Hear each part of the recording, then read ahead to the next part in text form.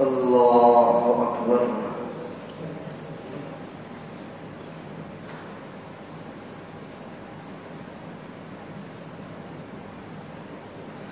الحمد لله رب العالمين الرحمن الرحيم مالك يوم الدين إياك نعبد وإياك نستعين اهدنا الصراط المستقيم صراط الذين أنعمت عليهم غير المغضوب عليهم ولا الضالين.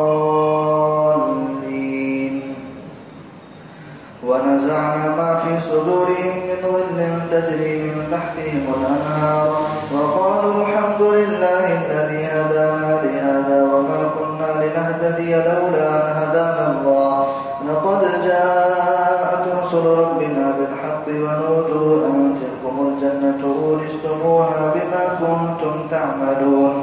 ونادى أصحاب الجنة أصحاب النار أن قد وجدنا ما وعدنا ربنا حقا فهل وجدتم ما وعد ربكم حقا؟ قالوا نعم. فأذن مؤذن بينهم اللعنة الله على الظالمين الذين يصدون عن سبيل الله ويبغونها عوجا وهم بالآخرة كافرون وبينهما حجاب.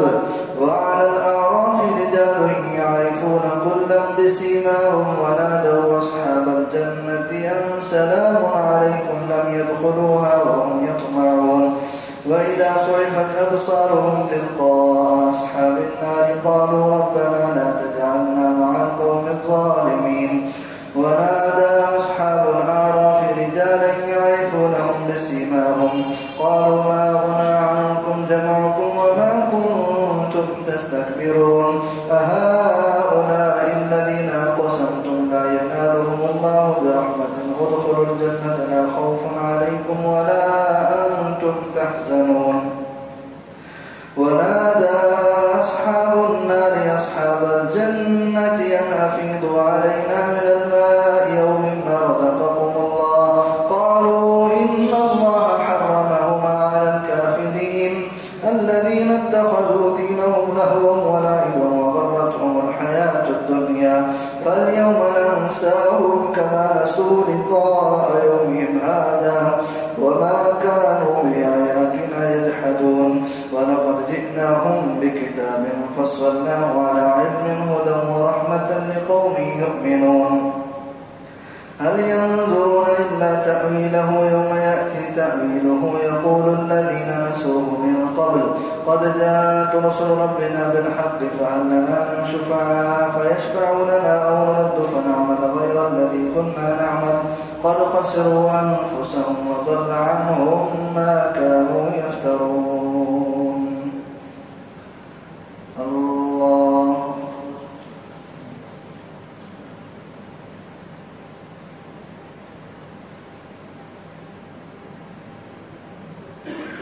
سمع الله لمن حمده. الله أكبر.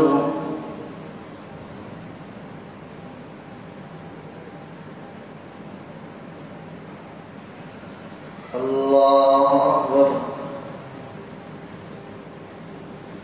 الله أكبر.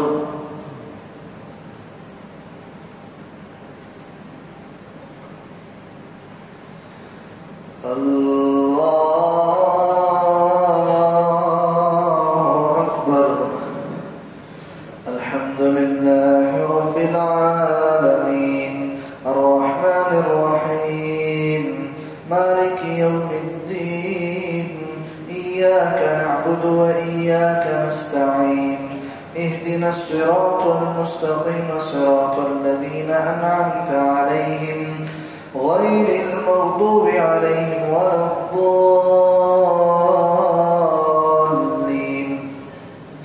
إن ربكم الله الذي خلق السماوات والأرض في 6 أيام ثم استوى على العرش يغشي الليل النهار يطلبه حثيثا والشمس والقمر والنجوم مسخرات بأمره إن في ذلك لآيات مسخرات بأمره ألا له الخلق والأمر تبارك الله رب العالمين ادعوا ربكم تضرعا وخفيا إنه لا يحب المعتدين ولا تفسدوا في الأرض بعد إصلاحها وادعوه خوفا وطمعا إن رحمة الله قريب من المحسنين وهو الذي يرسل الرياح بشرا بين يدي رحمته حتى إذا أقلت سحابا ثقالا سقناه لبلد ميت فأنزلنا به الماء فأخرجنا به من كل الثمرات كذلك نخرج الموتى لعلكم تذكرون